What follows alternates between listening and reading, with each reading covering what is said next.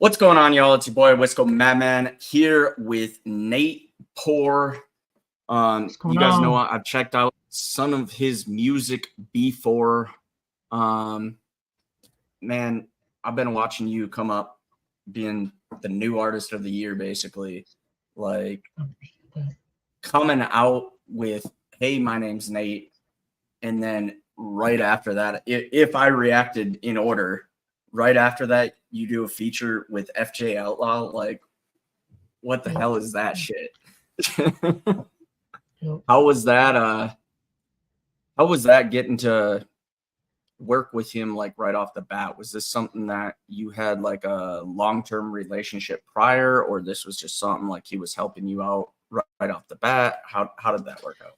Yeah, so that was actually the first song that I ever recorded, was the verse that I did on FJ's track before I even recorded "Hey, my name's Nate." But we kind of met with FJ during the whole thing with his record label from the past, and Ryan was getting him out of that label and everything, and we took up for FJ during that time, and we became good friends from that whole situation. We ended up meeting at a concert, and he was like, I was getting into music and stuff. We were, talking, and he was like, "Yo, like, come down to Florida. We'll record some stuff." And I got down there, and it was like, "Yo, I got this open verse. Like, you want to hop on this?" So I sat there, I threw some headphones on, and I just wrote that verse. Next day, recorded it at his apartment, and it was just like, it was cool as shit, man.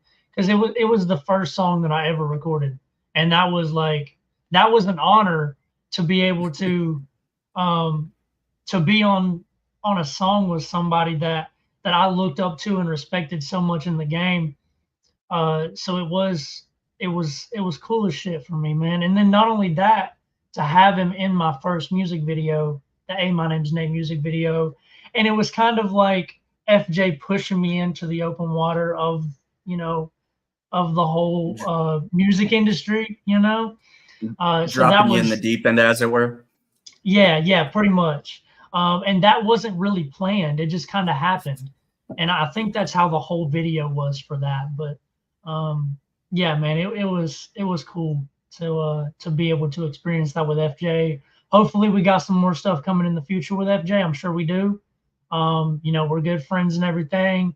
Plan on going back down to Florida hopefully next year. So we'll see what we get out of that, man. Hell yeah, man. That's pretty fucking cool. Like, I'm not gonna lie, when FJ was with that past label, I had heard of him, but I really hadn't checked out a lot of his stuff, even on a personal basis outside of reacting and whatnot. I hadn't checked out too much of his stuff. And mind you, two of those artists that he was working with, like, I had checked out prior, like early on in my reacting career. It just, man, I'm winging it as far as reactions go. What I choose to get into or what I come across, it's a little bit of request based, a little bit of whatever the hell I feel like that day. So, but yeah, FJ's been really fucking dope, dude. Like, I'm so glad that I checked him out now. And I even went back and like, I did a reaction to a song that he had with Haystack and I think Young Burden. Like, Burden looked like a fucking baby face then. I was like, damn, dude. Yeah, it was pretty fucking dope then even. Like, so that's fucking awesome to see you come out with something like that, man. Like, right off the fucking bat, that's a huge statement. Yeah, like I said, it was an honor, man. Yeah. And for anybody watching and for you also, Nate, I think we have just a slight delay. No big deal. But in case we talk over each other or whatever, I have no problem letting you talk, but I'm not trying to talk over you. You're good. Yeah. You're good. Yeah, you're cutting a little bit. Like, you'll freeze it every once in a while, but it's nothing. Yeah. It's nothing too major. Okay. All right. Good. Yeah. So I guess I'll try to do this a little bit chronologically. I think that's probably the easiest way to get into this. But before we do that, we'll just cover, for those who don't know, like, how old are you now? How old were you when you got started? with Man, music? oh, man, I've been in music since I was a little tyke, man. I mean, I grew up Yeah. all around music. I really didn't start getting into writing my own music until about a year and a half, 2 years ago. But it was always an idea. Like I always wanted to get into it, but I never really knew how. I was raised by my grandpa. Um, he was big in music. He was all up and down the East Coast, Hell yeah. going and playing different shows. And he was in different genres, country, gospel, all different types of stuff. So he really opened that door to me. And then Dad opened up, rap and rock and all this other stuff. A completely different side of music. So I had all these different genres growing up, that I was, in tune with. And it took me a while, to really figure out where I wanted to be, my placement in the music industry, whether I was going to be doing rock, country, rap. And I think that I've like over time decided that, versatility is key. So I want to just change it up. I want to be able to do whatever I want to do. So I focus on a lot of different stuff. Recently I've been focusing on rock and country. Every once in a while I'll throw in a little bit of rap, in my notes. But it switches up. It really depends on the vibe, what I'm feeling. I'll get home from work and that's the first thing I'll do. I'll sit down, I'll throw on a beat, throw on an instrumental, something, and just sit there and get in my own head and write something. So it's like I said, I grew up all around it. So it was something that I always wanted to do. I mean, you can find videos of me at 7, 8 years old on YouTube with my grandpa Yeah. singing old country songs, 10 Feet Tall and Bulletproof by Travis Tritt. Like I grew up all around it. So it was always something that I wanted to do. Singing karaoke. That was a big part of my life growing up. We would go to karaoke every Thursday night. We was in contests and stuff in North Carolina. I would end up missing school. I think I don't know, I'd miss like a day or two every week for like 2 or 3 months just to go to North Carolina to perform. And I think I ended up getting like fourth place. My grandpa ended up getting third. So it was like, it was always something that I grew up with and wanted to do. Hell yeah, man. Hell yeah. I'll be honest with you, like having come across you first, I don't know how much I told you privately, but I came across you and your dad first through reacting years ago. I don't claim to be an avid watcher of any one reactor, or an avid watcher of YouTube much anymore now that I'm busting my ass trying to create videos and shit like that. The amount of YouTube I watch is usually recorded. But yeah, dude. So it was basically what I like to think of as the trio. I had Kansas Rebel Man, I had you guys, and I had Captain Kurt. And that was like the trio of Creek Squad, country rap, whatever you want to call it. Like I always thought that was dope. Like you guys kept viewers in the loop. You kept me in the loop on kind of what's going on in the country rap world, what's going on with Creek Squad, what's church up to, all that kind of shit. So huge appreciation for that, man. Like huge appreciation. As far as your actual videos, I had checked out a couple purposefully within probably the last 6 months or so when you got into music and stuff like that, because I wanted to kind of catch some of your style and your dad's style, and then how that related to your music and stuff like that. So, yeah, like watching you guys was just such an interesting, different dynamic. And I can't say that I've got a shit ton of reactors that I've checked out, but 5, 10, whatever it was. Simba, Arctic, stuff like that too. And I mean, just so fucking unique in how you guys interacted with exactly what you guys called it. Perfect fucking name, by the way. Father Son Reacts. Like, come on, dude. that's exactly what it is. Exactly what's in the name. And that dynamic was just so fucking cool. So shout out to you guys for that. I appreciate that. Yeah, and I mean, I've always tried to be supportive when I came across you guys too. You know, come across you guys in chats or whatever. Like, I think the community aspect within reactors, within artists, whatever, like that helps us all grow. My growth is hopefully the growth of the artists that I'm checking out. Like, so that's kind of how I see it. But yeah, so what else? I guess I would say you kind of covered that you've been in music for most of your life, really. Always around it and stuff like that. I was definitely always around it, just not so much from the performance end of things. Sure, I go to concerts and stuff like that, but on the back end of that, being with artists and stuff like that, not so much. So I can definitely relate to you, at least from the aspect of like, dude, without music, I don't know what life would be. I really don't. I can't understand people that don't listen to music all the time. You know, like how do you go about life without it, man? Like it fits every mood. Yep. Yeah. And for me personally, like I'm huge into almost any type of music. I mean, everything from blues, rap, rock, you know, country, whatever, like all of it.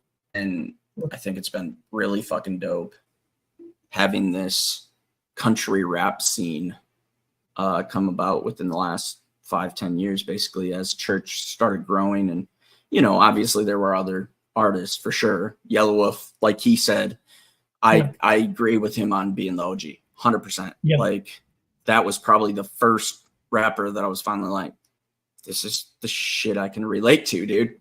I grew up in the country. I grew up in central Wisconsin. So, and I mean, it even goes back to Bubba Sparks, man. I mean, it goes way back with the country rap stuff. You know what was amazing for me is I didn't even realize, and this is just my disconnect. I'm not in the South. I'm not around a lot of these rappers and stuff like that. But what was amazing to me is 2017. I go to a Yellow Wolf concert, finally get to see him after I moved to Denver and stuff like that.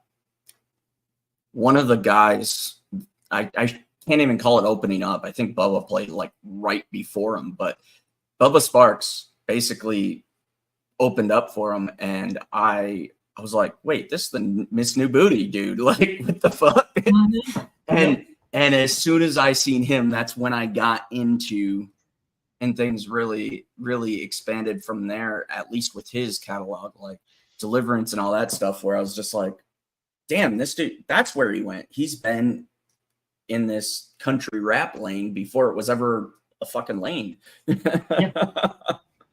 But yeah, so I guess as far as the father-son reactions goes, like, how did that come about? How long have you guys been doing that? Man, father-son reactions, that was a thing that we had talked about way before we ever found the country rap scene ourselves. And really? I think the country rap scene is really what pulled us in to want to do it. And we found independent, you know, the independent scene, not just country rap, but independent. And we realized, you know, we had been watching reactors, you know, Art of Kicks, you know, No Life Shack, like some of these bigger reactors. And, you know, me and Dad had talked about it, like, yo, this would be cool for us to do, you know, something on YouTube together, but we didn't really know which route to take and how we wanted to do it. Ryan was actually the first country rapper that we ever found. I can't exactly remember. I think it was 2018, 2019 when we found Ryan. And that really sparked something in us. And that's when we started to realize, like, yo, this dude's independent. This dude's saying what he wants to say. He's relatable. And then we run across these other artists. You know, you had Jelly at the time. There was a bunch of them. Yellow Wolf. And independent is not just country rap. It's not just rap. It's not just country. It's every genre. So being able to step into that new world without hearing the mainstream, without turning on the radio, you go on your phone and you're supporting these artists on a personal level. That's what really sparked us to want to do reactions, and we started to realize, you know, we could actually make a difference for some of these artists. We could help push them into a new phase, you know. And I've realized that as an artist now. I didn't realize that before as a reactor. I didn't realize the impact that we had on artists as reactors, reacting to their music, breaking down the lyrics. I didn't understand, you know, why this was so intriguing for artists to dive in and watch somebody listen to their song. And then I really started to realize, stepping into music myself, like, this is something, you know, having reactions to my own music, you reacting, you know, there's multiple reactors that have reacted to my music, and it's helped me. It's made me want to keep pushing. I was looking for the right word, but I can't get it. It's motivated me. It's motivated me to actually want to keep going. And you know, it's so cool. You know, stepping out of the reaction world into being an artist. You know, because I get to realize that impact that we had on artists. And I never really understood, why would somebody want to watch a reaction? You know, I'm just sitting here listening to a song. You know, it seems stupid, but it's not. True. It's way far from that. You know, you go out in public and you're like, yeah, I react to music on YouTube, and it's like, what? That's a thing? Yeah. You know, you get that a lot. So it's mainly for the artists and the group of people that listen to the artists, becoming close with those people, being able, you know, also being someone that can relate to those people, that don't want to put their face on camera, don't want to put their life online. You know, give them some common ground and someone that they can relate with, on a personal level on YouTube. So that was really what we thrived off of, was becoming personal, not only with the artists, but with the communities, the fan base that the artist was bringing to the table. So, you know, we went live a lot. We would go live and just sit there, and you know, me and Dad have always had a really strong bond. So actually being able to show that bond on YouTube, was really cool for me and him. And then on top of that, be able to get close with people, that otherwise we would have never met, people that I can relate with in completely different states, different countries. And it's insane how far this can really take you. And with knowledge, with everything, you know, it can take you to completely new heights. And I didn't realize that until a couple years ago, when I actually started getting into it myself. I was like, you know, this is on a way bigger level than I ever imagined. Right. So it's cool, man. It's really cool to be able to assist those artists. And I'm sure that some artists go back and look at our reactions and be like, you know, this still hits me to this day. There's still reactors that I will go back and watch. Your reactions to Manifest, that one hit me hard. And it's like, it's so cool, man, because it's something that will always be there. You know, it'll never go away as long as it's not deleted. You know, it's something that you can always go back and watch, and it's part of the story. Yeah, that's absolutely true, man. That's absolutely true, and that's what it's become for me as well. I mean, from my standpoint of it, I have no shame in admitting, like, the reason why I got started on this channel was I wanted to make a side income, dude. Like, no joke, I wanted an extra income. And I had actually had a YouTube channel back when Ryan was probably starting. I had a YouTube channel, and I was resharing a podcast, whatever, a radio show that had a show that happened to be fairly popular. It, after time, eventually got shut down, right? Copyrights, all that kind of shit. Fine, whatever. So that was the thing. I move here, and I had started this channel after, well, actually, I had started this channel 2015, I think, is when it started, but I hadn't really done anything on it. So it's just there, and I still have the main channel at the time. 2016 is when that channel actually got shut down for the copyrights and stuff. That was before, like, you and I both know, like, what the back end looks like. You deal with copyrights and all that sorts of shit, right? Yeah. Well, that wasn't a thing then. There was no automated system that detects shit and everything. Nah. Yeah. I got caught by somebody at iHeartMedia. You know, the app iHeartRadio. Yeah. The radio station was owned by iHeartMedia, and eventually it came down the loop, whatever. So that gets shut down, and I'm sitting here. I'm like, I was making a good chunk of money, about $1,000 a month, I would say, right before it got shut down. And that was significant. Like, for me at that time, that was significant. And I'm sitting here, I'm like, okay, I'm the type of business-minded person. Like, I'm gonna grind. I'm gonna find out.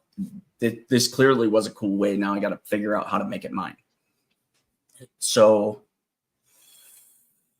I tried different things. I did a couple rant videos like Ryan's and everything else. Still do them from time to time and want to do them more, but obviously they don't perform as well as music. So I focus on what people like right now. But eventually, hell, when did I actually get? I probably started, I don't know. Tom McDonald's Balloons, I think, was my very first one. And the reason why I got started on that was because I came across a short on YouTube that somebody had ripped off of, I believe, his Instagram, whatever, that he said, and this was in regards to Twitch and gamers, but didn't matter. The way he stated it was perfect for me. He said, if you want to use my music, here's your evidence. This is your permission. Like, use my music. And mind you, I don't know if you've come across my videos, probably not, but come across my videos talking about that since church has been kind of calling them out and shit like that. I've actually talked about the fact that, hey, I can literally on the back end see the line where that changed. I had permission all the way up until about a year or two ago, about a year and a half ago, I believe. All of a sudden it just went to no permissions. Yep. Here's where I'm going to jump ahead quick, just so I don't completely talk shit on Tom, because I do still react to him, and it's not that I'm worried about him. I just want to be fair. Now he has switched over to sharing rights. Now that sharing's a thing, he has switched over to that on quite a few of the songs that I've seen. I don't know if it's all currently, but so that's cool. It's halfway there. I mean, I can understand artists wanting to keep part of their rights, so that's perfectly fine. Anyway, so like what you were talking about with reacting to music. When I started, I was doing it with no thought to, no thought to helping the artist. Not that I didn't want to, but not realizing that that was a thing. Yeah. No thought to why people actually enjoyed watching it. Just that I had watched Arctic, I had watched Simba, watched Kansas, watched you guys. Well, at that time I hadn't watched you guys yet, I don't believe. I think I caught you guys like right around the time I was starting, like after I'd done some. But Kurt, I'm not even sure when. I probably ran into Kurt right about the same time as I ran into you guys on YouTube watching your videos. Anyway, so I'm watching people like Simba, I mainly reference, talk about Upchurch and really kind of having this insight that I didn't understand how they had the insight. And then of course Simba eventually met him and got to go to like the concerts and shit like you guys have. And that's kind of what inspired me to expand more past Tom, I guess I would say, because I started to look at it as like, dude, I've followed this guy since 14, 15, somewhere in there. All I remember is I came across his videos on Facebook, his rant videos and funny videos and shit. And then I realized that he also had one album out at the time, Cheatham County, I believe. Yep. And was like, so I'm thinking from a reactor end of things, like, I know quite a bit about this world. Like, this is a passion of mine listening wise. And that's, again, like the side income. Sure, I want to make that side income, but the goal is not just vomit shit out on the internet or whatever. Like, it's what am I passionate about? And this happened to be a lucky lane for me to get a jump start, which has also allowed me to understand how to edit videos and all sorts of different shit and expand past that so I can actually do the other passions and know how to like actually put out a decent video that's not just straight recorded and no cuts. So it wasn't until, I don't know when this was, it might have been 2020, I'm not sure. But it wasn't until Church commented on one of my videos and said, thanks for the inspiration, and then shared it out. It was him and Jelly Roll, Vows, before Jelly Roll officially signed. Yeah. And I had some rant in there where I was completely talking whatever the fuck I felt. Like, there was no filter, no nothing. I'm just exactly what the fuck I'm thinking, which is how I try to do these videos. And I guess I went on a rant about being a legend. And he cut that clip and said, you know, thanks for the inspiration, all those sorts of shit. I'm like, dude, that, and I think that comment was on my birthday, mind you. Just wow. Coincidentally. Yep. That was the turning point to where what you're talking about, when I started to understand artists are watching for people's reactions to see, here's what I said, here's what I did, here's what this beat is, here's what that, whatever. And that's feedback for them, like live fucking feedback. Like, yeah, this works. So I've used that as an inspiration to kind of continue to be as honest as I can. And if I have a thought pop into my head, like, hey, this is this or that, whether it's a really good thought or not, because I never know which one's going to hit and which one doesn't. I didn't know the fucking rant about Legend was going to make any fucking difference. Yeah. So, I've had Trey and other artists mention things to me just like yourself, where they're giving me similar feedback. Like, hey man, I'm watching this. Like, I really like how you react to this. Like, I want you to know, like, hey, your feedback's valued, that kind of shit. Like, obviously I'm paraphrasing, but not only does that mean a lot as a reactor to get that feedback, but it also gives me more inspiration as well. And that goes back to that community thing, man. All of us working together and everything. So yeah, I know I went on kind of a long rant off that, but I can definitely relate to what you're talking about as far as this is a bigger picture thing. I'm a small channel in comparison to other reactors, but it'll get there eventually. I'm not overly worried about that. And that's what I keep in the back of my head all the time, is each artist I check out. I check out bigger artists, I check out smaller artists, I check out independent, I check out signed. As of late, I've probably been a little more critical to the label artists, just because a lot of dirty shit going on that I'm not a huge fan who's of. writing their songs. Yeah. So I've made a few comments on a formula, as I've put it, to music, because I'm really paying attention to that with label artists, where I start to notice it's fitting a forum of how they're making their music. And don't get me wrong, I do understand there's a way to make a song, but there's also, I'll reference, a bigger OG here, like Church. You can customize it to yourself. You can experiment. You can do all these different things. You can make a new formula each song, that works. So those are the kind of artists I absolutely fucking love checking out. Your Manifest, like that, as far as being one of, whatever, the first 5, I think it was the 3rd song I checked out of yours, but one of your very first songs to come out being that amazing, like those are the songs that I absolutely love checking out, dude. Like, and then being able to have you on and share that with you and get to know you. Like, literally, I'm sitting here, and this is how I've been operating interviews when I've done them, hangouts as I call them. I'm sitting here and I could care less what that number says.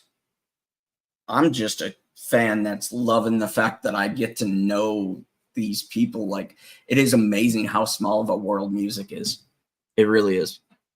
It is, and then it's also very big as well. Yes. You realize, it's such a big world, but then you're like, damn, it is a small world, Yeah. Because these people that you meet online, you're like, I'll never meet these people in real life.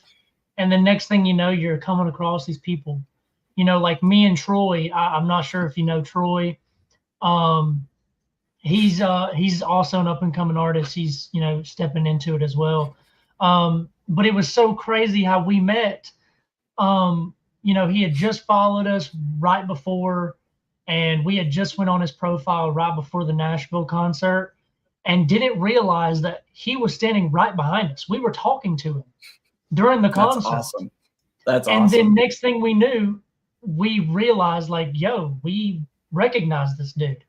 And it was like a week after the concert, like, and now we're best friends. We're talking all the time.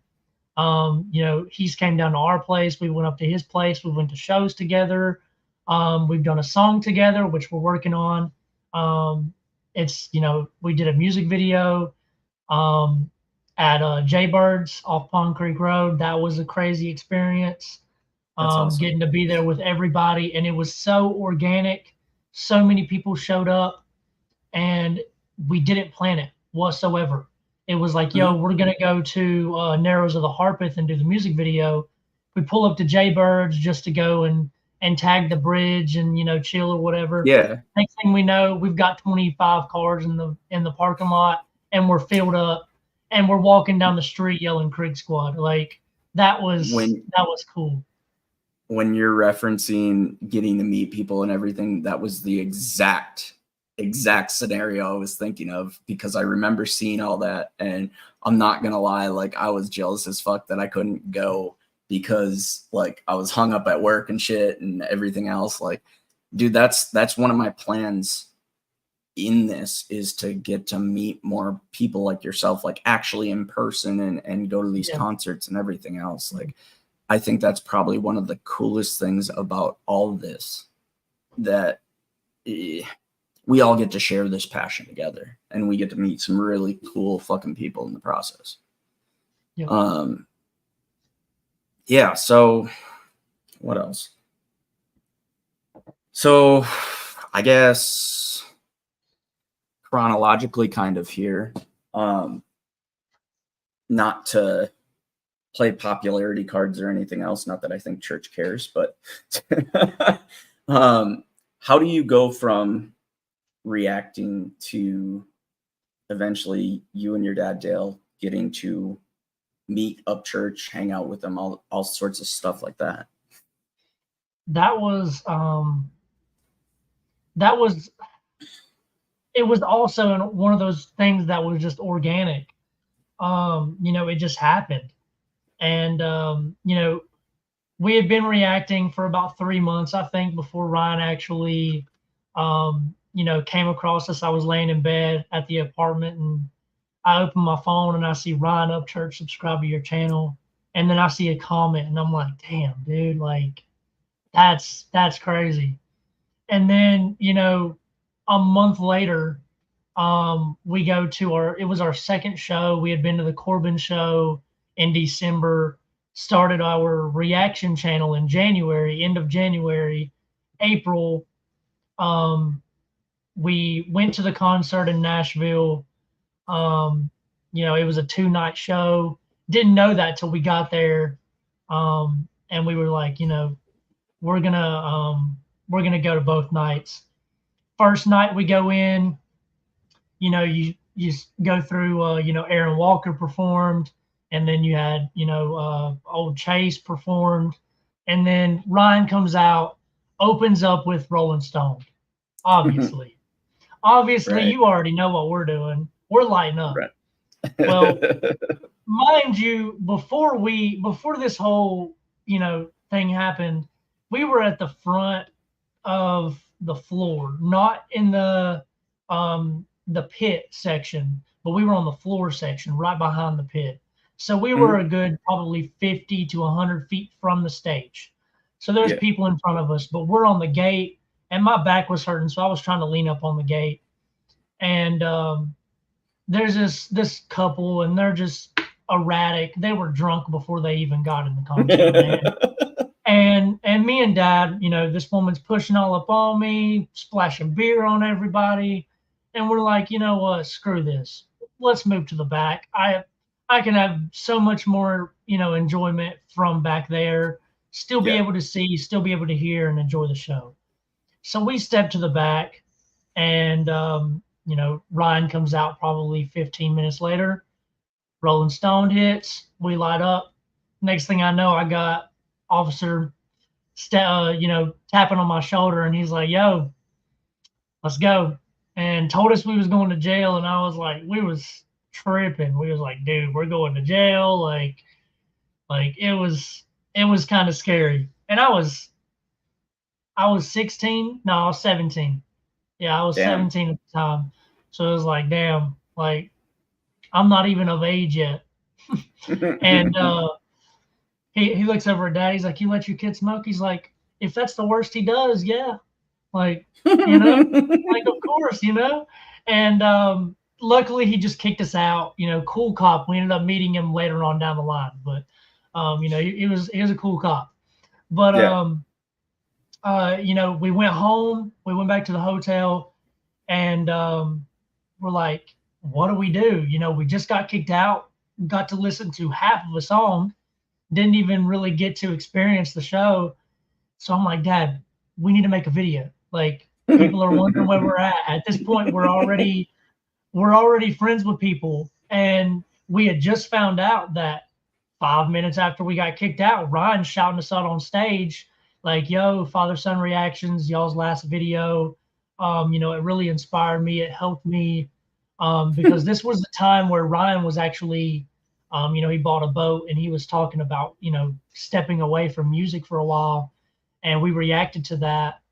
And it made him, I guess it inspired him, our reaction. And, he shouted us out on stage and we had just got kicked out. And I remember everybody was like, "Yo, Kansas saw us getting kicked out," and he started yelling like, "Yo, they just got kicked out. They just got kicked out," or whatever. And I was like, "Dude, we got to make a video." Like, he shouted us out on stage. We weren't there. Everybody's confused. We got to make a video. So we made a video and explained, what happened. Not 10 minutes later, Ryan comments and he's like, "Yo, fuck that. It's not happening again. Y'all are coming in tomorrow. Y'all are getting in with me, and it's not going to happen again." And, it all just went from there. He was like, "I'm going to pull y'all up on stage and everything." And that was just an experience in itself. It went so quick. Like, you never realize how quick 3-4 minutes is until you're in that moment, your adrenaline's pumping. So it was wild, man. It was crazy actually getting to experience that, going backstage after the show, getting to hang out with Simba and Kansas and everybody. And that's really how we met Ryan. And from there, the relationship, the friendship just grew from there. It's such a small world, man. Once again, back to that. Never imagined that, we would ever get a comment, ever anything, a like on a comment. And then to be on stage, to being backstage, to being at the ranch and all of these different things. It was such a cool experience. And it was a blessing. And everything laid out the way that it was supposed to. I don't believe in coincidences. I believe everything happens for a reason. And I learned a lot from that experience. I learned a lot from Ryan. I learned a lot from being around him as much as I was. And I can personally thank him for that. I mean, I don't know what I would be doing right now if it wasn't for that. If I would be doing music, if we would still be doing reactions, where we would be, only God knows where we would be at this point. But yeah, man, it was such a cool experience, and getting to know Ryan and everything. It just happened organically. Yeah, that's fucking awesome, dude. Like, you make a video, you do whatever, like, you're sitting there probably like, I'm going to make a video just to let our fans know what's going on, kind of thing. And next thing you know, he's fucking pulling you up on stage and everything else. That's fucking awesome, dude. That's something awesome. Something so simple. I remember we got backstage and he looked at us like first thing before we even sat down. He's like, yo, I got to know. He's like, tell me what the fuck happened. Why did y'all get kicked out? And dude, it was so funny, dude. He was cracking up because we were sitting there explaining the whole story to him. And he was like, dude, that's insane. Shit, here most of the time they don't even kick you out. They just take it away. Because it's in a venue and shit like that. Like, they don't technically allow that, but where that ends is when everybody in the entire crowd is lighting up and they're like, fuck it. I guess it was a stupid mistake. We was all the way in the back, man. We was wide open. Yeah. There was nobody around us. We was wide open. So easy target. Yeah, and he even told us, when we met the cop later on down the road, we was magnet fishing with Ryan, and didn't even realize Ryan knew the cop. Ryan knew the cop that kicked us out. Didn't even know it was him. And we hung out with him for about an hour or two, and he was like, yo, like, I didn't want to have to kick y'all out. I remember I walked up to the car and he was like, yo, Smokey. He called me Smokey. I was like, that's funny. Like, that's fucking funny. And he instantly recognized me. Didn't even know who I was. He recognized me. That's awesome. That's awesome. Just want to shout out, what up, Yucky? What up, Yucky?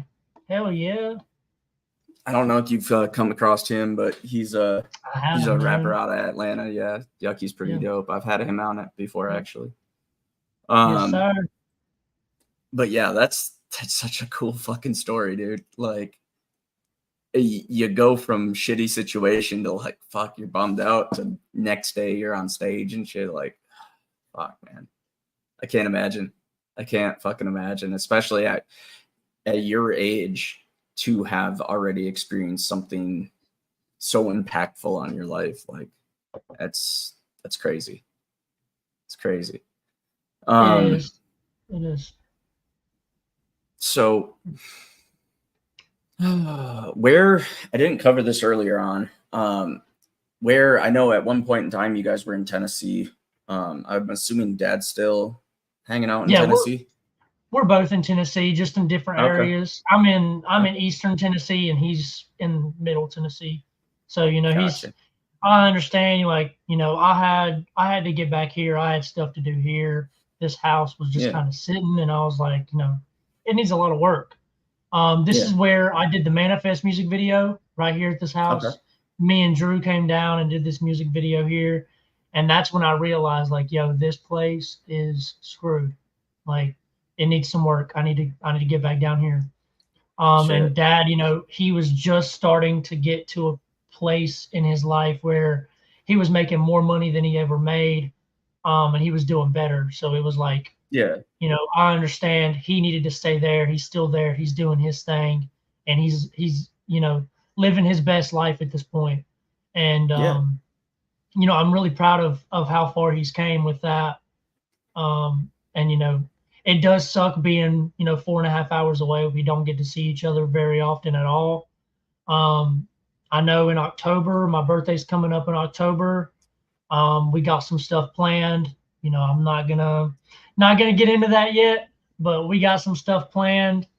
Um, I think Yucky here probably knows what I'm talking about. Um, yeah, we got some stuff planned, man. So Can't wait to see what it's it is. yeah, it's gonna be cool, man. And I miss him, but it's whatever happens down the line, and whatever has happened, it's meant to be. I believe Yeah. that we're in a place right now where we're just living it day by day and figuring out what we where to go. I think So that's probably one of the biggest mistakes a lot of people make, and I've done it myself. Getting to be an adult and everything is we sit here and we try to plan it out and have this expectation of this is what this is supposed to be, or that's what that's supposed to be, and it's like I think the best thing I ever did in my life, later 20s probably even is when it finally started hitting after I moved out in Denver and whatnot. But just letting shit roll, man. Like go with whatever happens and take it day by day. My big thing is experience life for everything. Like I go out and climb mountains. I go out and go to concerts and whatever. Hell, I'll make a last minute decision. I did one after work one time. So I'm working in Denver at the time, and I took a trip at 3:30, something like that, whenever I got off work, all the way to Moab, Great Arches National Park or whatever, the Arch, and I got to see the sunset out there. I made it just in time to get some light and see the sunset out there. But that's the kind of shit that I'm talking about. Like, just let it roll. I had something hit me, and I think that was like a 5 or 6 hour drive. So it's just got to roll with the heat, man. Yeah, I think life has been best when I just go with whatever random spontaneous shit that I can come up with, So, and I'm definitely like I said, I was having a little FOMO with all the concerts that were going on and everything. Kurt even asked me, he's like, "You coming out to one?" And I was like, "Fuck, I wish I could." Hey, man. Like I got work, I got wanted to go finances, I got to Taylor. worry about right now. But now I got enough time off by next tour, probably I'm assuming next summer or something like that. He'll probably be going around again, and I'm hoping to get part of that. Go to at least one of the shows. But yeah, I mean, who knows what's going to happen? I mean, he's about to have a kid. I think the Taylorville show is tomorrow, and I'm that's not 100% sure. I think that's the show that he's closing out with tomorrow night for the tour. Gotcha. About to have a kid. So, Ryan's got a lot of stuff going on right now. And it's I called cool that shit, but I called that shit real fucking quick, dude. Because I followed this ball too. So I caught that shit right off the bat, and I was like, God damn, really? Super happy for those two, because very happy. Very happy. I think a lot of us that were following him close, and I'm sure you guys were right there with it, like kind of bummed when she was out of the picture, and I always just want whatever makes him happy, like it's his life, let him live it. But Yeah, dude, it was so cool to see them get back together and now having a kid. Like that's fucking awesome. So Yeah, I'm very happy for them, and I'm excited to see you know, what the road ahead, you know, has in store for them. Whether that's another tour next year or you know, whatever happens, man. yeah, It's just life, man. Whatever life puts on the table, eat it. You know. right, So right. I'll look at it. So I guess as far as life plans go, like what your plans are going forward. I know you said obviously the thing that you're not quite letting out yet, but is music the main goal? Is there career choices otherwise? Like what are you thinking for the future? Like say 5 years out, 10 years out, anything like that? 100% music is the main goal. You know, that's not leaving it. That's Yeah, I'm passionate about it, and I want to be able to do something that I'm passionate about. I think absolutely. my biggest passion outside of music is wrestling, and I don't see myself ever doing that. Yeah, So you know, I want to do something that I'm passionate about, and music is that thing. I grew up around it. Um, I was born in it, and I have I have grown a fan base, a community around me. I have made friends in this community, people that support me and want to see me continue to grow. And I want to continue to grow. You know, I've got a new song hopefully coming out on the 18th for Nate 18, which was the first day um, that I ever dropped a song. It kind of also one of those things that happened organically. Didn't even realize it until after it dropped that it was 818. And so I've kind of named it Nate 18. that's And awesome. that was when I dropped Hey, my name's Nate. So I plan on doing something every year for Nate 18, um, dropping a song on that date, an album on that date, something. So I That's do plan on awesome. dropping a song. It was gonna be with Trey Healy. I was gonna do a song with him, but I'm trying not to push that too fast. That's something that we just came up with over the last week, and I want to have time to promote that. That's something we've talked Yeah, about for a year or two now. So I want to do it yeah, right. So I don't want to push that yeah, out too quick. So I think I'm going to focus on something else for Nate 18 and push that back a little bit. But me and Trey are working on something at the moment, um, and that'll be coming in the foreseeable future. Um, so what happens for Nate 18, I'm not sure. But over the next couple of years, music is my main focus. I don't have a hmm, focus on a specific genre. I want to do whatever I want to do. You know, whatever comes to mind, whatever I like, that's what I'm going to do. I'm not focused on what other people want. I'm focused on what I want. You know, my goals and aspirations in life, and that's to continue to grow and continue to perform. I want to start doing shows very soon. I'm planning on you know, doing that very soon. Um, just gonna keep growing, man. Keep expanding. You know, I'm not sure if the Nate 18 drop is gonna be rock or country or rap, or you know, I can't really put a title on it yet. I know yeah, I made a post on Instagram, and the majority was rock, and that's kind of where I went with Trey. Um, we were It's kind of a mix of rock and country. More so on the rock side, I would say. But it's yeah. kind of like alternative rock. Um, if I had to put it in a genre, but I can't even put Manifest in a genre. Like I really don't know what to call Manifest genre wise. Um, I'm not the person to ask on that, to be completely honest. What I up, mean, Dale? a what But up, yeah, I Dale? am honestly not the person to ask on that, because unless it's completely obvious, like that's what I always say. Like, and Jesse B, actually made this comment when I was talking to her. Like different things that I pick out, and dude, I'm completely fucking random on how musically inclined I happen to sound in that instance. Like sometimes the exact terms come to mind because I was in band like most of my school life, and other times I'm just like, this is what it's making me feel, but I can't think of the words for it.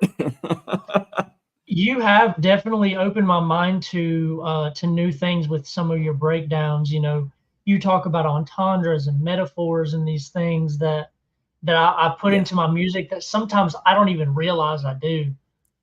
You know, because sometimes it'll just flow so easily, and there will be little hidden things in there that you won't even realize until you watch a reaction. And that's one of those motivational, inspirational things. Is there will be things that you'll be like completely closed-minded to, and then a reactor will open your mind, and you'll realize like, yo, this person actually just brought this point up and I didn't even realize this was a thing. So I, you know, props to you on that, especially just winging it. You know, to be able to bring up some good points in some of the songs that you react to. You do have very great reactions, and I appreciate that. Thank you. You know, especially from not only an artist standpoint, but from a reactor standpoint. I appreciate that. Yeah, man. Yeah. Props to you for that. You know, like your manifest reaction that I was talking about, that one really hit me. And I think that one hit me for quite a few reactors. Buckeye was one of those. Buckeye Krieger, dude, man, it was a very, very strong song for you. Like that was an incredible song to come out with. Yeah. And shout out to Drew on that one, man. He really stepped up and helped me get that one right, get the music video the way that I wanted it, and kind of show a little bit of my life and how I grew up in music video I agree form. with your It was dad more on of a that. storytelling. I agree with your dad on that. Drew is, if I remember who a videographer or a video producer is, that's saying something, because I can name like 4 or 5. That's about it. Otherwise, it's not something I generally know, unless, you know, like there's directed by Ghost, or there's like Drew, or there's I always shouted out Nova because I thought she did really good videos before all, you know, the shit happened recently. But I still think the videos are amazing. She does do great videos. I agree with that. She knows how to, like, what one was it? Heroes that he just did, that I have a reaction dropping to soon. The way she framed him in that, like, you could just, it made a statement as a video. Like, you could tell exactly what she was trying to do there and exactly the type of artistry she was going with. But yeah, dude, it's, with my reactions, it's hit and miss. I try not to put out anything garbage, but I also try not to censor it. You know, I want to be honest in my reactions. So it's kind of basically where my control point happens there is if I'm doing reactions and I start to feel like I'm just not feeling it, or I'm overtired, I've pushed too many or whatever, it's done. Like, okay, that's the last song. You're gonna kill these. Like, you're not feeling it. That's how me and Dad were as reactors. We would get like 3, 4, 5 knocked out. I think like 6 or 7 was the most we did in one sitting, and that was rough, you know. Especially when you're sitting there breaking down the lyrics, you know, you start to get kind of wore out a little bit. So I think like 5, 6, 7 maybe was our max that we did in one night. And then we would kind of you guys are really good with breaking down lyrics too. Really good with that. We were not at the very beginning. At the very beginning of our reactions.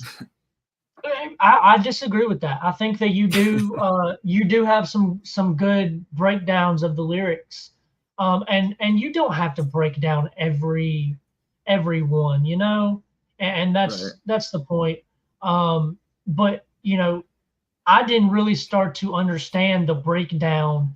I was just enjoying the music. I had to. They should really break it down. Oh man. Yeah, I didn't understand it until probably 6 or 7 months into our reaction career is when I actually started to realize like there's more to this than just sitting here listening to the songs. There's um there's breakdowns that you can do. There's so Yeah. much more that goes into this. And even to this day, I miss a lot of stuff. I miss stuff in Yeah. my own music that other people will Dude, catch. I hate it when I go through editing because sometimes I'll actually watch more of the video. My edits are really simple, so I don't always have to rewatch the whole thing. But when I do, I sit there and I'm like, how the so every once in a while I've actually used the title part of the edit to like throw a little comment in on the video like, hey, I missed this part, or hey, this is thought, like I've done a thoughts from the editing room or shit like that kind of thing or whatever. Yeah. But Yeah. shout out to Buckeye in chat. Shout out Appreciate you Buckeye. Yes, supporting. sir. But yeah, it's so I mean, I guess the way I would say that is there's sometimes where I feel like I'm on it and the brain's just working on catching this, that, and the other. So I can agree with you to an extent. And there's other times where and that's where like I start to debate the cutting off the reaction. Like there's other times where I'm just like, dude, why am I not like I'm vibing to this shit? But I feel I hate doing reactions where I don't say anything because I talk a lot. So I feel like I'm not doing my piece as far as making it my own. Yeah. I almost feel like I'm taking advantage of an artist if I'm just sitting here rocking to it the whole time. You know what I mean? So Yeah. And it varies. I've had fishing in my fishing hole. Absolutely, dude. There you go, Buckeye. That actually, and I was gonna say this too, and since he mentioned that, I did check out the last 3 that you haven't seen a reaction drop for fishing hole, and then you had 2 others. One was a month ago, and one was 2 months ago that I checked out. Shit, I just had it pulled up too. I'll tell you. I did Death List and Full Send. Yep. Yep. Death List and Full Send. Yep. But yeah, Full Send is with him. I'm not gonna lie, you're gonna see it in the reaction. That's awesome. I'm not gonna lie, like in Fishing Hole, I straight up said it. I was like, dude, I wanted this song to go longer. Because you had me.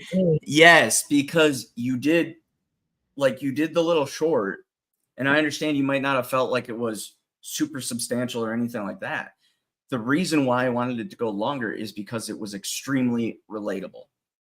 As a country boy, like some people feel like they have to be so complex and everything else. You said exactly what we needed. It was one of those like, I'm going out to fish, I'm going out to chill, I'm doing my country boy shit. Like I could listen to that every fucking time I'm just, cruising around, going to do whatever on the weekend and shit like that. Like that's a dope track.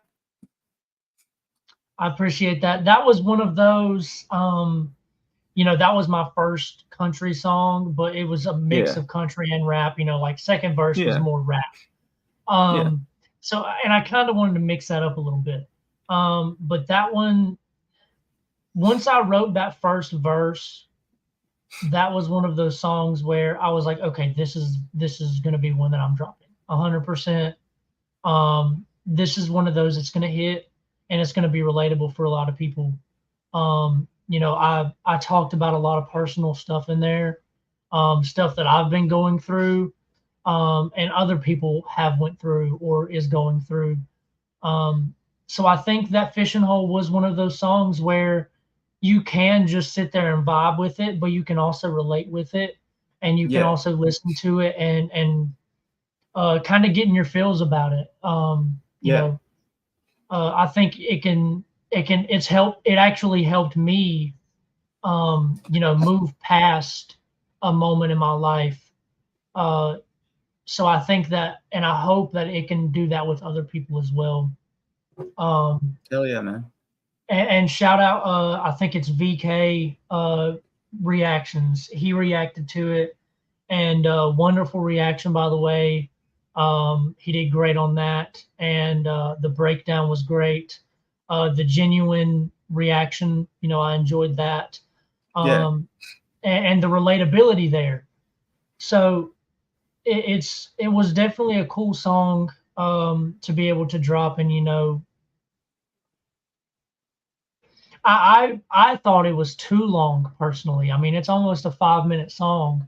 So I was like, by the end, people are gonna get wore out on it, but at the same time, like it's one of those songs that you can sit there and feel. Oh, I checked out the wrong recording then, because the one that I checked out was like a minute and a half, something like that you had dropped. Yeah. See, that was on my Instagram and then on my YouTube. So I need to just drop it on my YouTube because so many people have been asking me like, "Yo, why is Fishing Hole not on your YouTube?" It's because it's on my topic page of YouTube. So a lot of people have That's been not asking your about fault. that. That's YouTube style, and Distribution. it's That's interesting. Yeah, distribution. Yep. it's interesting. Like with artists, I noticed some artists do some style where they do more of their topic page, and others have it on releases on their page. Like it just, yeah. But I did want to highlight this one here. Yep. Yeah. Buckeye, remember getting to listen to it with your dad. Yep. I called them right after I recorded it, way before I completely, the version that they heard, I completely scratched it and re-recorded it. I didn't rewrite it. I just re-recorded it and then had it mixed and Nice. mastered. So the version that they heard, was completely different. But they were sitting at the fishing hole. Troy's kid actually caught a fish as soon as I started playing the song. So it was really cool, man. That's dope, dude. How that all laid out. But that's yeah, fucking man, dope. the full song is on my topic page. Gotcha. I'm actually looking it up right now because your dad actually mentioned it. Since I did the reaction to the short version, if you wanted to check out the full version right now, we can go ahead and do that. Yeah, man, I'm down. There you go, Buckeye. Just caught a catfish.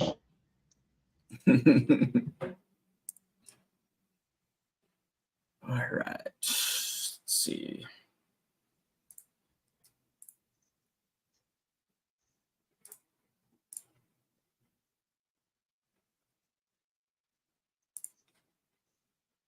And if you want me to pause it at all, just shout out, I'll pause it. But we can kind of course. Give me a second. I got to play through this BS. Oh, YouTube. Good. Dude, no matter what ad blockers I use anymore, I cannot get their shit to stop. Like it's hit and miss now. It's crazy. That's one of the reasons why I don't do lives as much anymore, because it's like you do live reactions and have to deal with all this crap, I guess you could preload it and make sure that they're out, but it's just annoying because, like on my TV, I can skip and stuff, but yeah, I can't skip at all when I'm on my computer. I don't know why. That's weird. Maybe it's just my browser. I'm not sure. But we're almost ready here. Maybe. But yeah, dude, just the short version that I checked out was dope. And that's why I made the comment I did. So now I'm gonna have to fucking trash the original and do I'll do a review of this. Yeah. So you didn't actually hear the verses. You actually just heard the chorus at the end.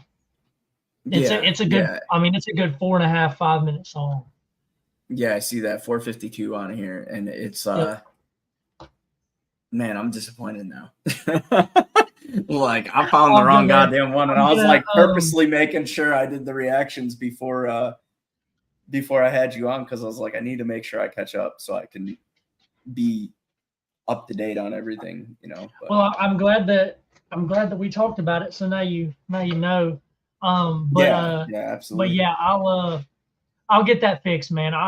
For anybody in the chat, anybody who's been asking about Fishing Hole not being on my YouTube, I'll get that fixed and I'll get it on my YouTube. Because at this point, too much confusion, and Yeah, I get it, with distribution and everything, they're only going to put it on the topic page. So I yeah, just need to put it on my YouTube, so that everybody who just goes to my YouTube, all that traffic can see Fishing Hole there. yeah. In your case, it's probably not as big of a deal because you have the Nate Poore music page.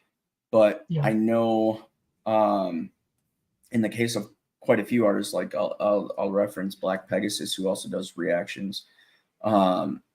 He has a ton of music. He's been making music forever. And he does his I always looked at it from a viewer standpoint, similar to the topic page, but it's on his channel. It goes to releases, and then you have the list of like all of his albums, singles, whatever. Like I think that's a dope thing. I don't know how to set up any of it because I don't have music, but I thought it pretty cool setup that way. But let's I got this loaded up. I'll go ahead and pull it up and we can check it out. Like I said, just let me know if you want to pause or have a comment to say about anything. Gotcha, man.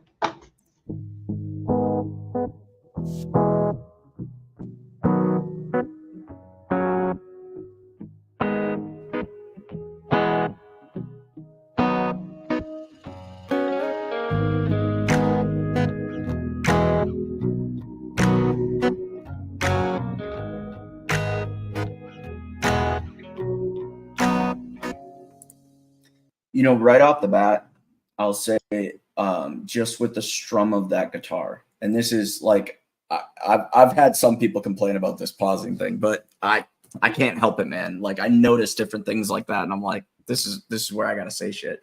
So the way the strum of the guitar, like that, almost that cutoff type sound each note, I love that. I love that effect. It's those subtle differences that people do that I absolutely love.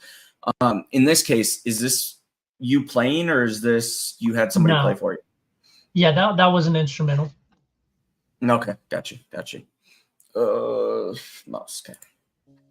Lot of shit been going on, but I still make it through. Enter my gate and then you'll know that I've been making moves. I know I'm just an artist that some people listen to, but still I sing the blues.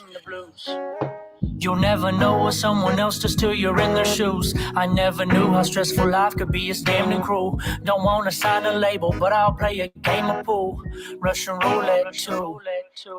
Cause I've been moving through my life a little too fast. Feels like I've been riding with the heat full blast, with the windows rolled up and they won't go down. Lord, what I wouldn't give to have a beer with my dad. And that would turn on to many more Keystone lights. It rains, it pours, would sit down on John's River bank, throw some lines in the water and hope the fish bait.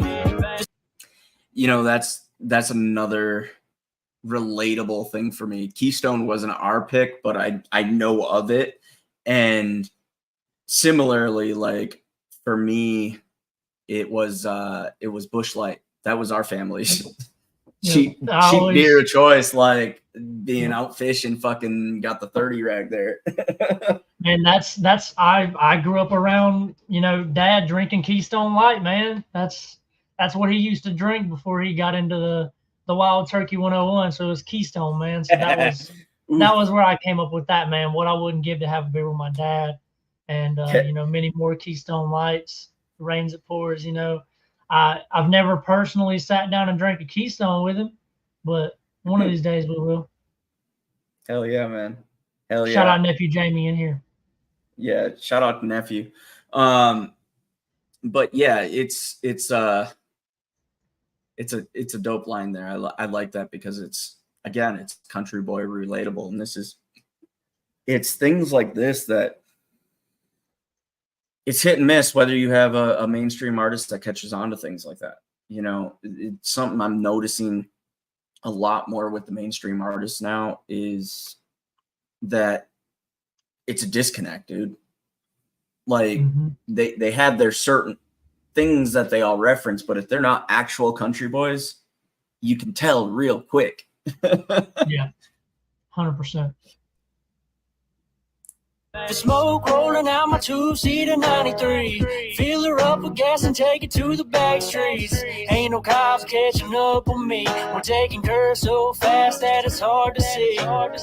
We'll take a ride to the side of gravel. LS2 makes it hard to handle. Low profile, tires dodging potholes. My perfect life will be sitting by the fishing hole.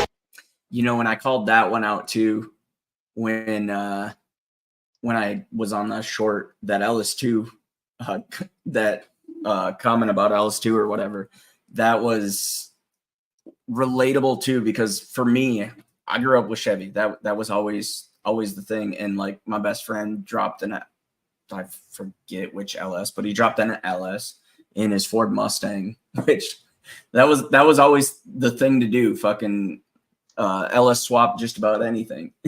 Yep. That's what we got in the truck. Yeah, that's pretty dope, dude. Is that a mod that you guys did on the truck, or is that was pre-done? Yeah, that was what was already done to it. But when you guys bought it used, it was already done. Yeah, it was Ryan's, the truck that Ryan gave us, Gotcha. the 93 GMC. That's what I said. Yeah, I rolling out my two-seater 93. Yeah. I think I remember hearing about that. Him giving you the truck there. I saw a comment and somebody was like, "Trucks are meant for off-road," and I was like, "Listen to the chorus. I'm saying, take a right to the site of gravel. Gravel is not. It's off-road." And dodging potholes, I'm talking about being off-road. Like, this truck it's a lowered truck, but it's been in a fucking mud park. Like, I was gonna say they're just talking shit because they don't see in the truck and they don't realize that country boys do country boy shit. It might look like a pavement princess, but I'll go wreck this shit. Fuck it. I thought that was funny as hell. Yeah. Oh, the fishing hole. The fishing hole. The fishing hole. I've been contemplating life and where I want to be. Somehow the road gets too foggy, but still my eyes can see. I've been around the bend a couple times, but still I need to find my place to be. Ain't got no water cause my floorboards broke. My house was vacant for 2 years, now it's growing old. I stopped to look around a second, but I stopped too long. And then my pipes froze.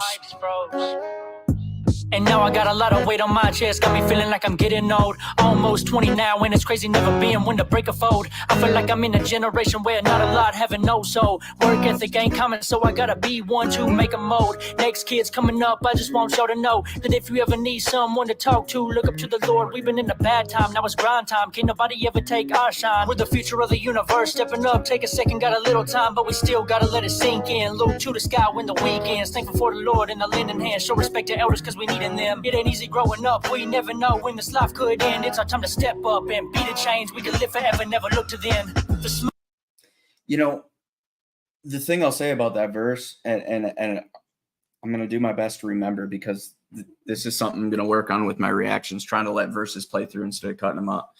But the thing I like about that verse is the references to a lot of relatable stuff.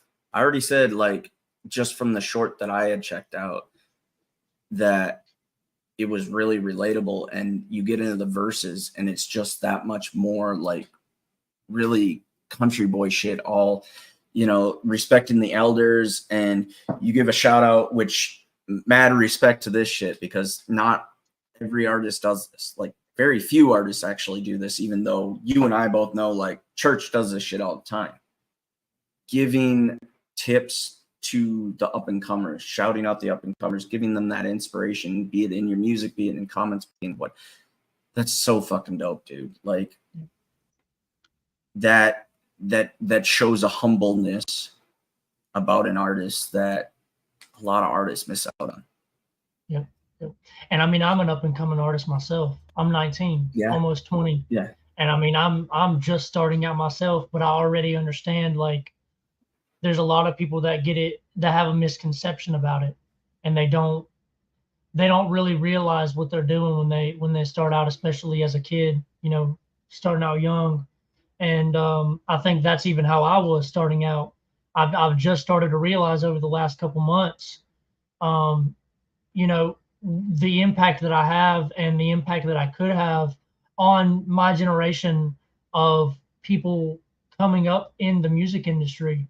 Um, so I actually want to be somebody that those people can look up to, that people my age can look up to, and be like, yo, you know, this dude's doing it, so can I. And you know, it's so simple. Um, you know, it's just that simple lifestyle, man. That simple lifestyle is just, it's a blessing. And if you keep it that way, instead of trying to do too much, you'll see such, you'll see such a brighter picture in the future, instead of trying to put too much into it. You know, I try not to focus too much on what I'm doing, and just let it flow. You know, just let it happen as it happens. Yeah. Yeah, absolutely. Like we talked earlier.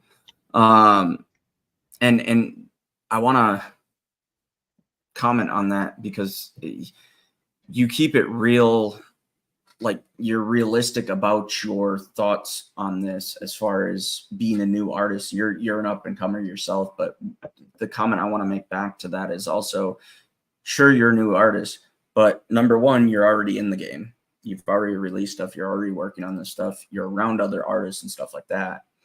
So you have that insight alone, way different. Say, if I wanted to be a rapper or something like that, you already have that experience. So I can look up to you that way. The other thing is the way you started off, just as I talked earlier in this Hangout session, like, dude, you started off like a fucking rocket. I mean, coming out with FJ, coming out with My Name's Nate, which is like, who the fuck drops a song like that amount of talent as their first fucking debut? Like, really? that was something I looked at. I was like, how the fuck is this kid this good already? Like, damn. I think a lot of people, because I had talked about doing music during the time where we was doing reactions. I was like, yo, I'm gonna start doing music one of these days, and you know, y'all are gonna see a little bit of what I can do. People didn't realize, like, I've been in this, I grew up in it, and I can do it. Like, I think a lot of people doubted that. And I've, you know, laid all those doubts to rest and been like, yo, I can do this. I can do rap. I can do country. I can do all this different stuff. And, you know, I think people are just now starting to realize, like, this kid's not leaving. Like, you know, this is serious. This is his passion. This is what he's going to do. For real. Absolutely. And yeah, man, dude, one of your first songs was a release with FJ. Like, come on. That's FJ's, even though I said, like I said about my experience in reacting to him, I was a latecomer to his music, sure. But it didn't take me long to realize this motherfucker's a straight up OG. Like, he's got hella talent. Like, that is saying something when that's your first feature in one of your first songs. Like, damn. Yep. And then it's just like, he gets you into music, like, get your ass on the mic. Just go do it. Yep. And I'll highlight, if I can figure out where my mouse is, I'll highlight what your dad said there. Calling back to before. Being in a mud park, yeah. Yep. Yeah, like, dude, that truck was in a mud park with the FJ Outlaw. Yep. Oh, that's fucking dope. But Smoke rolling out my two-seater 93. Fill her up with gas and take it to the back streets. Ain't no cops catching up with me. We're taking curves so fast that it's hard to see. We'll take a ride to the side of gravel. LS2 makes it hard to handle. Low profile, tires dodging potholes. My perfect life will be sitting by the fishing hole. The fishing hole. The fishing hole, the fishing hole, the fishing hole.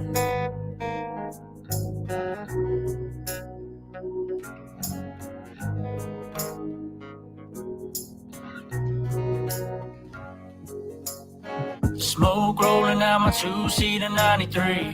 Fill her up with gas and take it to the back streets. Ain't no cops catching up with me. We're taking curves so fast that it's hard to see. The smoke rolling out my two-seater 93. Fill her up with gas and take it to the back streets. Ain't no cops catching up with me. We're taking curves so fast that it's hard to see. We'll take a ride to the side of gravel. LS2 makes it hard to handle. Low profile, tires, dodging potholes. My perfect life will be sitting by the fishing. We'll take a ride to the side of gravel. LS2 makes it hard to handle. Low profile, tires, dodging potholes. My perfect life will be sitting by the fishing hole. The fishing hole. The fishing hole. The fishing hole. Fishing hole.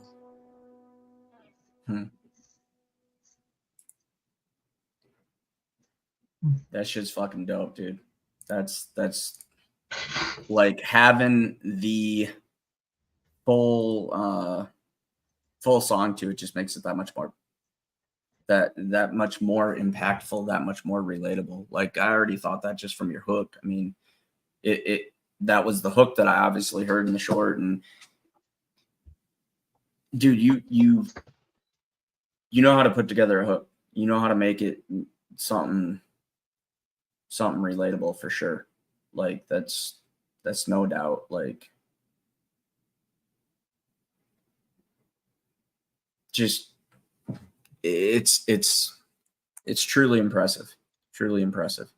I wanted to highlight what your dad said too, and I almost highlighted it during the song, but you both grew up with a studio in your house. Like that's fucking dope. That's really being connected to the music. I still have all of the studio equipment and all that my grandpa used. I mean, it's old studio equipment, man. I mean, old mixing boards and speakers and all kinds of stuff. Pianos, guitars. I've got all that stuff they used to have, and it's awesome. It's crazy, man. Like to think that we really did grow up in this and we're still in it. It's a blessing, and I mean, once again, it's meant to be, man. That's why I say my focus is music. This is it for me. Like I'm going to be doing this forever.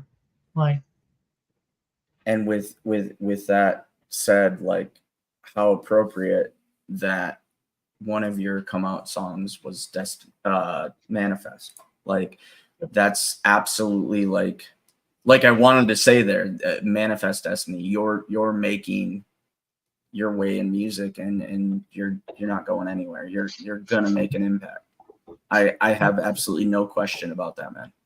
Like I meant that when I said it earlier on in my music reactions to your stuff. And yeah, it's not often you see a kid your age already at this level. Like, and you know, you can look at some other kids that are starting earlier and stuff like that. We didn't see your progression to this point. We didn't see all the practice, all the time you might have taken in the studio, the passion time with all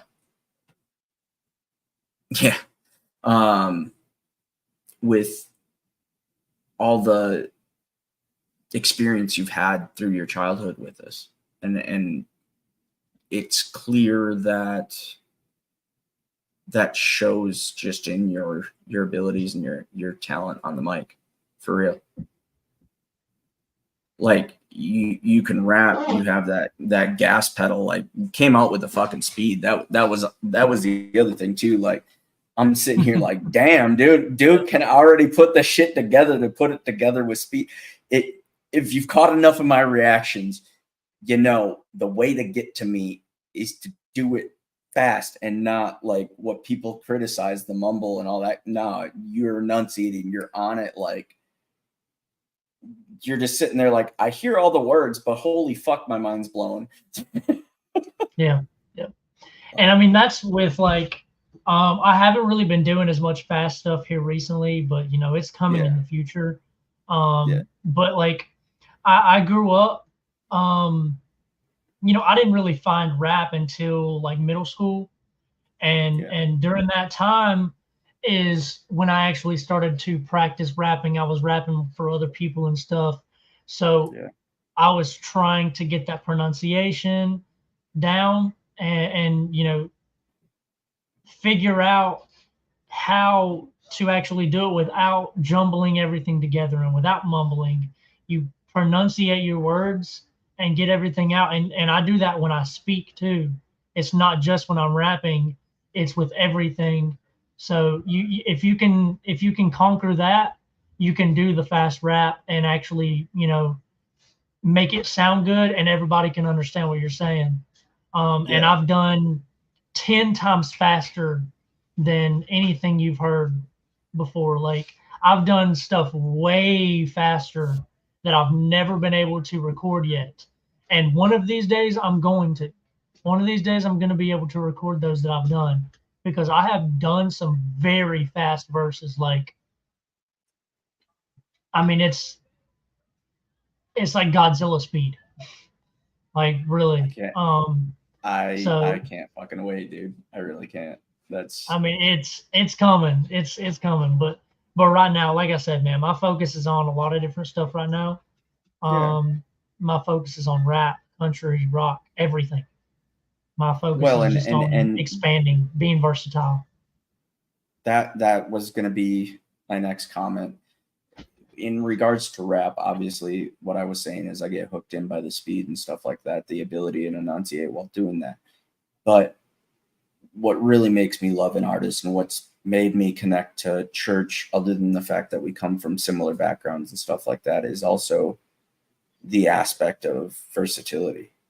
Like people can talk shit on his music and, you know, like he gets bored and rips one out like, oh, this is trash and this is whatever. Like, dude, you're not understanding. This man is like lyrics and inspiration like 24/7.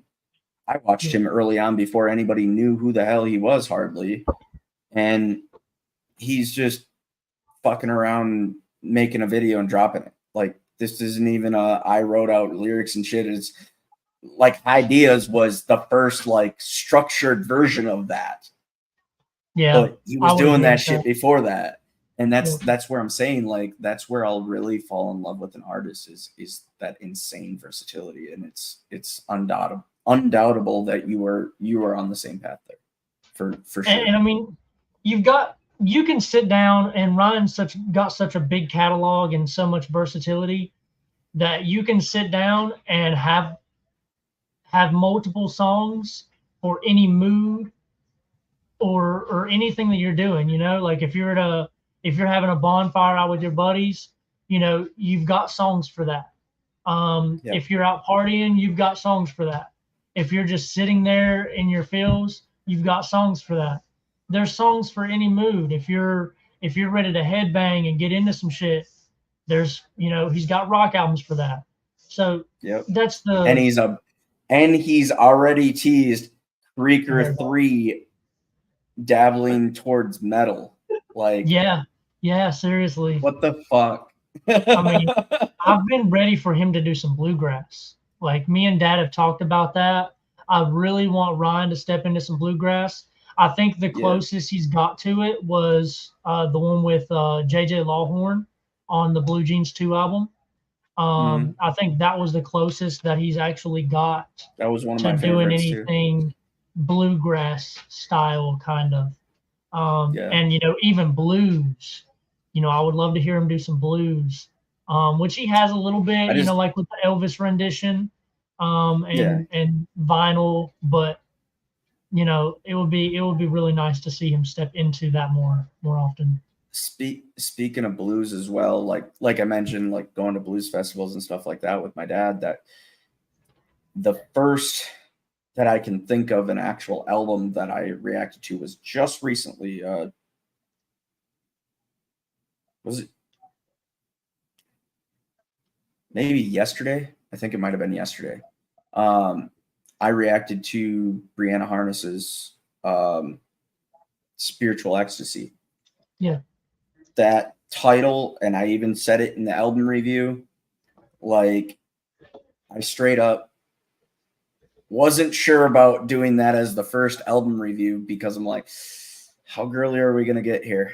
Like, is this gonna be Wisco's gonna make himself look like an ass because I can't relate to the music, you know, that kind of shit? No, dude, that I didn't even know it was a blues album getting into it. I was just vibing that whole fucking album. So yeah, that was a wonderful album. That was a great album. I would, and I like her vibe. She's got like that coffee shop voice, as I've heard it called. Yeah. And it's very soothing. She's got that vibe. So yeah, I really enjoyed that one. You mentioned that. I compared it to, and again, as I said in the review, I'm not sure if I had the era correct, the right decade, but I always think with that style of like the 50s, maybe, I don't know if Marilyn Monroe's the right one to reference, but like that old style up on the stage, or I guess a stage at kind of a what do they call that, like a speakeasy or whatever, where the girl's singing for all the guys and kind of, dude, she's got that kind of voice, like no joke. Yep.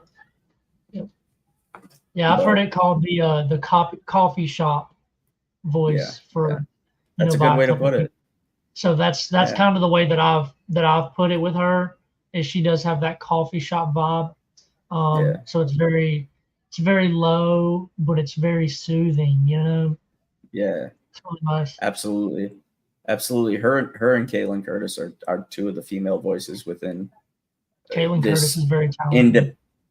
Independent country rap, whatever you want to say, like kind of tied into the, I don't even know what to call it anymore, because there's so many artists that aren't necessarily country rap that have been featured with this and tied in. Or JJ Lawren's not really a rapper, but he's done countless features with Church, and I absolutely love him. And Taylor Ray Holbrook's another one that I'd love to see him do another feature with.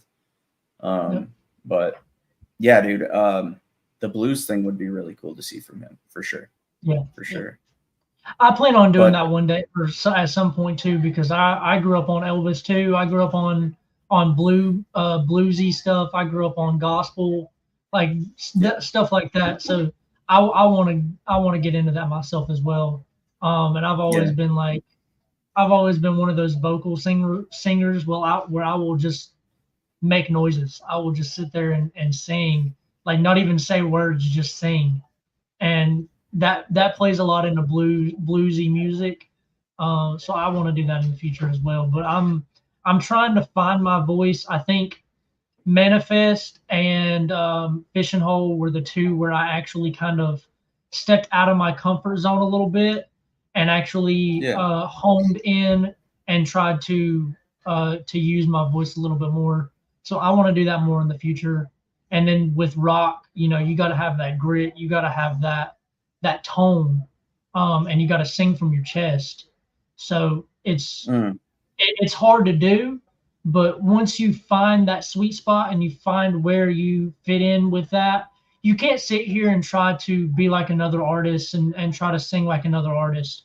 I mean, you can go down the road and sit there and sing another song all day, but then you'll notice flaws in your voice, or you'll notice flaws in their voice.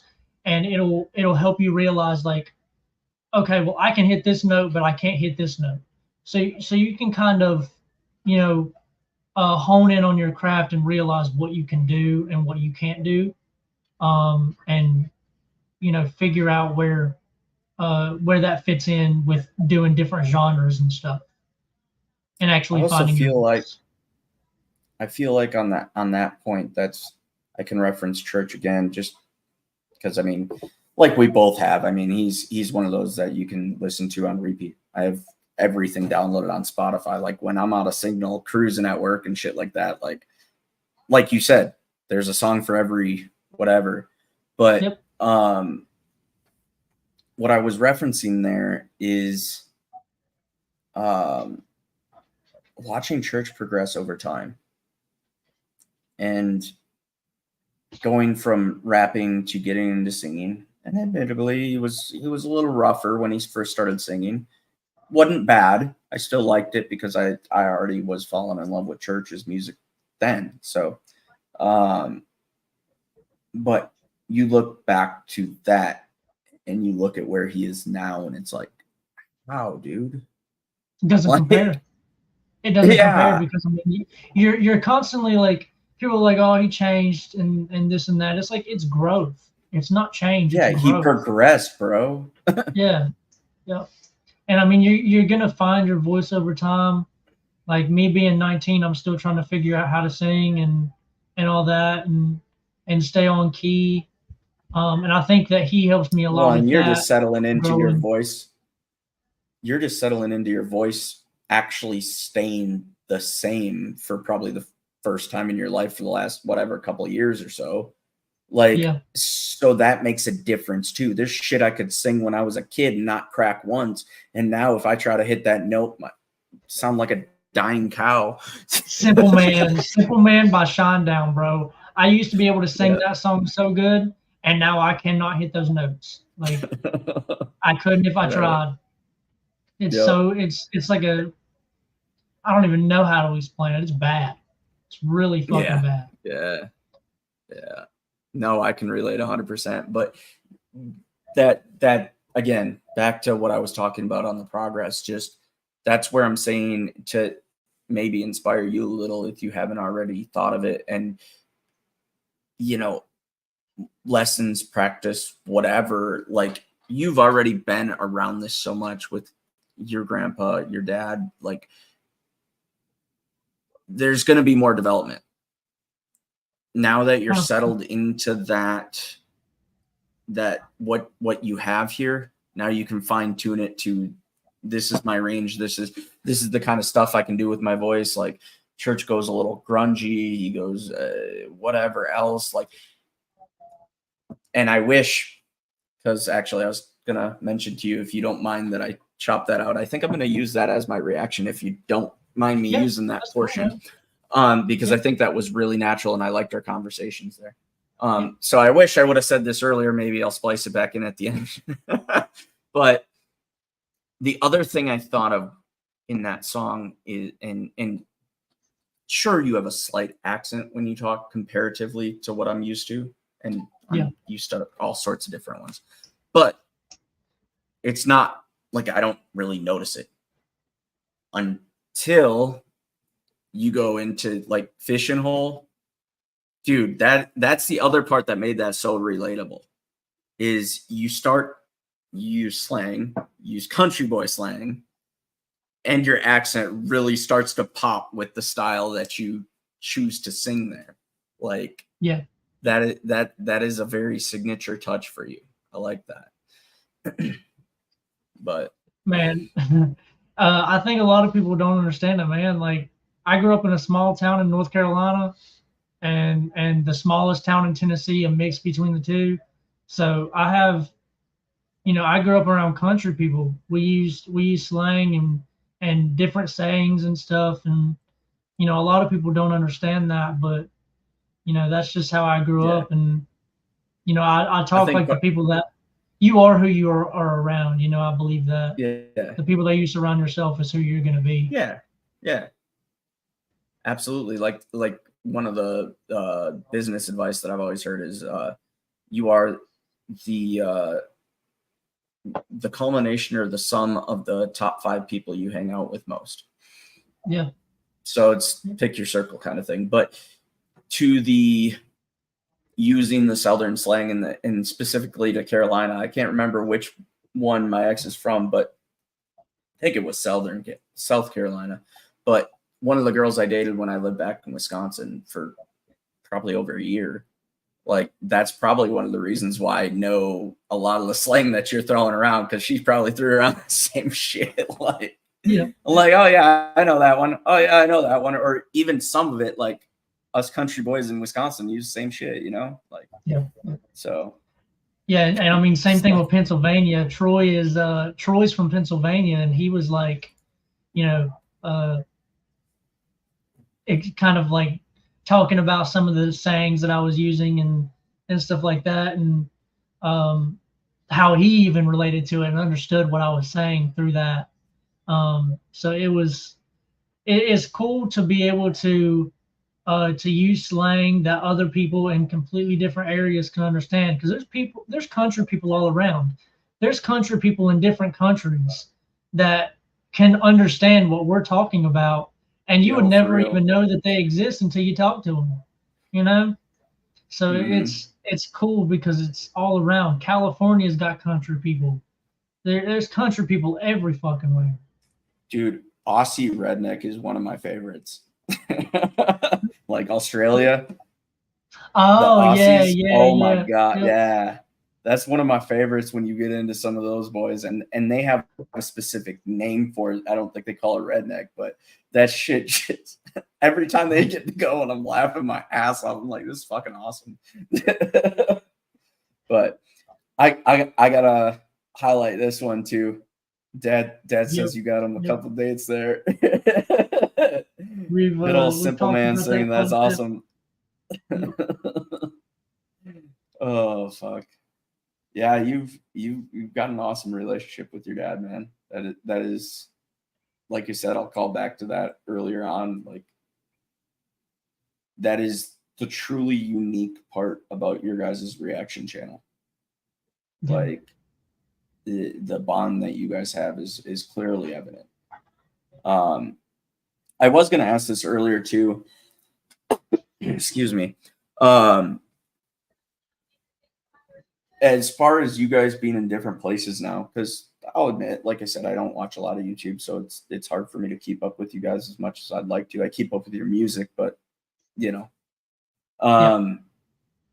where are you guys at as far as reactions go?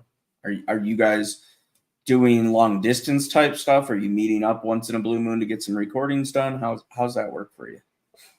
So we plan on doing both, meeting up in the future and doing some recordings together. We've been doing lives together over the last 2 weeks.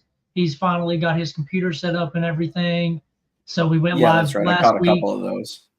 Yeah, we went live on my channel 2 weeks ago, and then last week we went on the Creeker Council, and we do plan on doing reactions, whether that's live, whether that's recorded. We'll just do our StreamYard reactions. It'll be separate, two different cameras instead of side by side.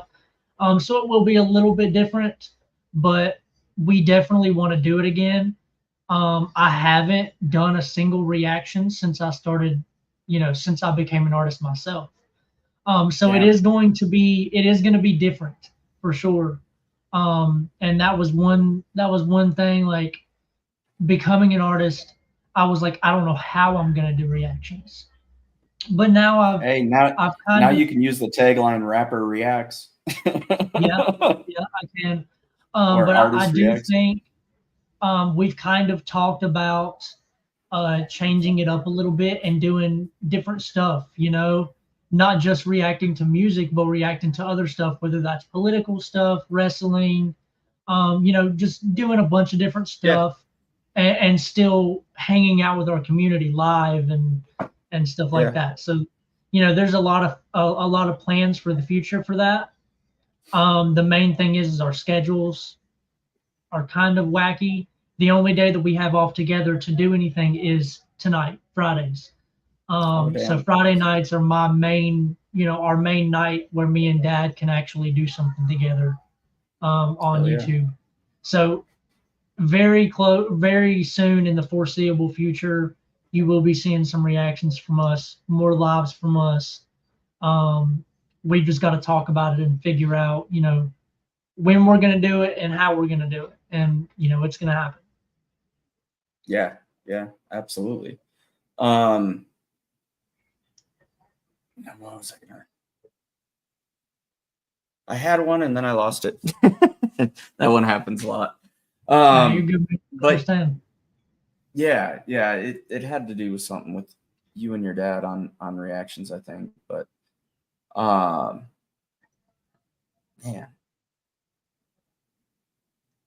yeah, I guess that's just it's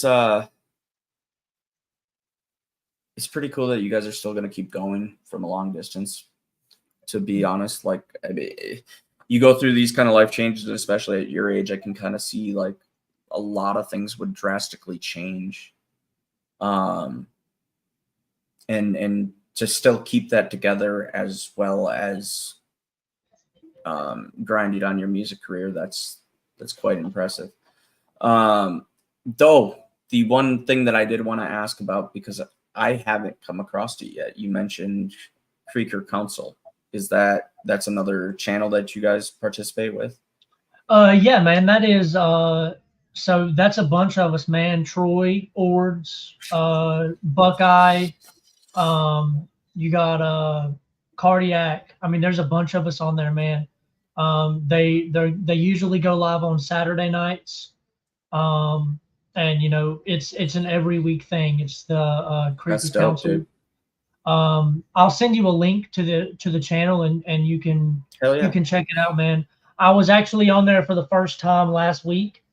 Yeah, Mike, 12 points on there. Yep. I mean, there's quite a few of us that hop in. So yeah, Creeker Council, man, that's a big channel for not only reactions, Drew. Yep, Drew. For not only reactions, but for you know, community, to sit there and talk to the community and talk with each other, and actually show that family side of things, man. So it's cool. I'm blessed to be with this group of people that I'm with, and have these people around me. You know, I've got Dad, I've got Buckeye, a very genuine person. Means zero harm to anybody. Ords, Cardiac, 12 Point, Drew. I mean, all these great people that are supportive and continue to want to see me succeed, and I appreciate that from all of those guys.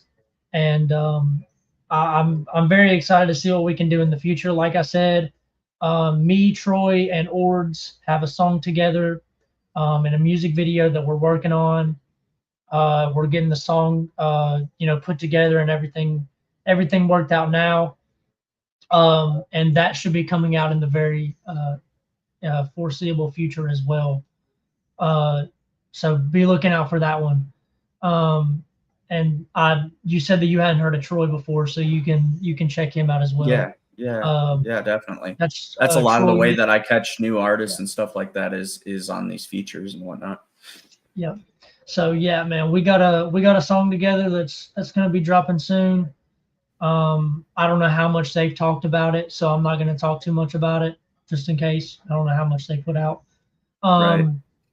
But yeah, man, it's cool. It's a family, man, and that's the way I like to look at it. You know, we're all blessed to have each other and have people that are willing to support each other, and it's really cool, man. The Creeker Council is very good for community, I think. Buckeye's out there fishing.